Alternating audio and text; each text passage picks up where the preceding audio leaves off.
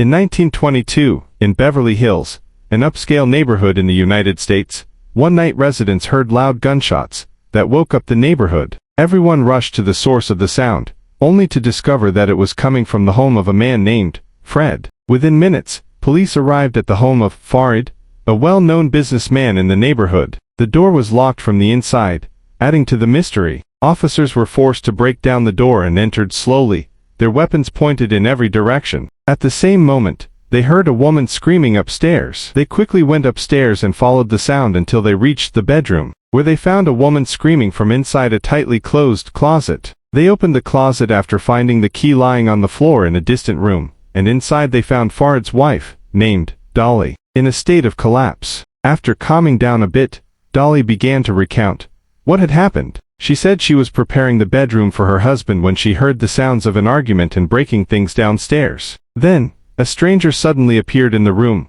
opened the closet door, and pushed her forcefully into the closet. He then slammed the door shut behind her. Moments later, she heard gunshots, and she continued screaming until the police arrived. But her story did not convince the investigators. The house was locked from the inside, and the key that the officers used to open the closet was completely far from her, which made the story mysterious and illogical.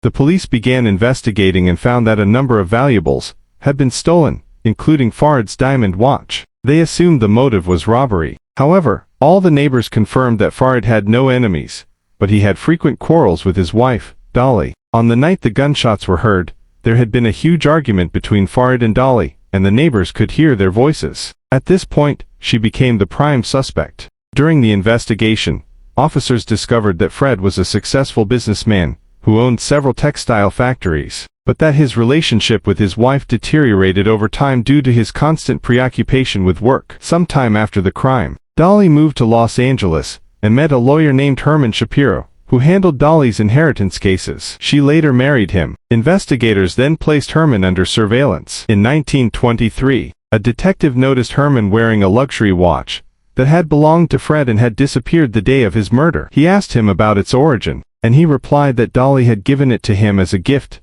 claiming she had found it after the incident. The watch raised suspicions again, and Dolly was arrested, but she was released shortly afterward because she had been locked inside the closet at the time of the crime, making the charge against her weak. 8 years passed, and in 1930, Dolly separated from her lawyer husband. Herman decided to contact the police, saying he had the complete solution to the crime. When the officers arrived at his office, they found a man named Otto with him. Otto began to recount the whole truth. Otto said, in 1913, he was working in one of Fred's factories when he was 17 years old. One day, Fred came with his wife, Dolly, to inspect the factory. Dolly was impressed, and a secret relationship began between them. To hide the relationship from her husband and the neighbors, she persuaded Otto to live hidden in the attic, a small room at the top of the house, which he entered through a secret door that no one knew about. From then on, Otto lived in the attic for 10 whole years, only coming out when Fred left for work. He would spend the day with Dolly, then return to his hiding place before her husband returned. On the fateful night of 1922, a violent quarrel broke out between Fred and Dolly, and he assaulted her. Otto became enraged and came down from his attic. He retrieved Fred's pistol from a place in one of the rooms. As Otto knew the house well, he fired 3 bullets at Fred, killing him.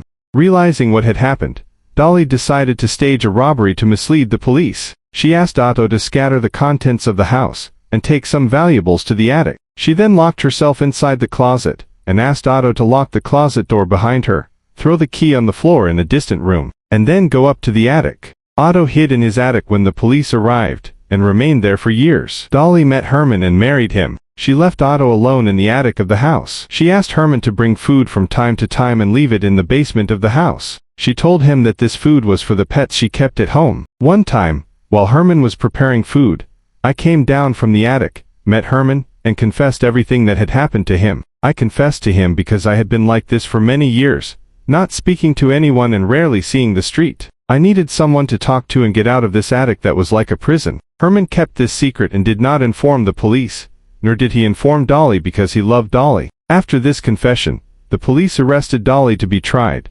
but Otto was released after being deemed a victim of Dolly's manipulation and deception.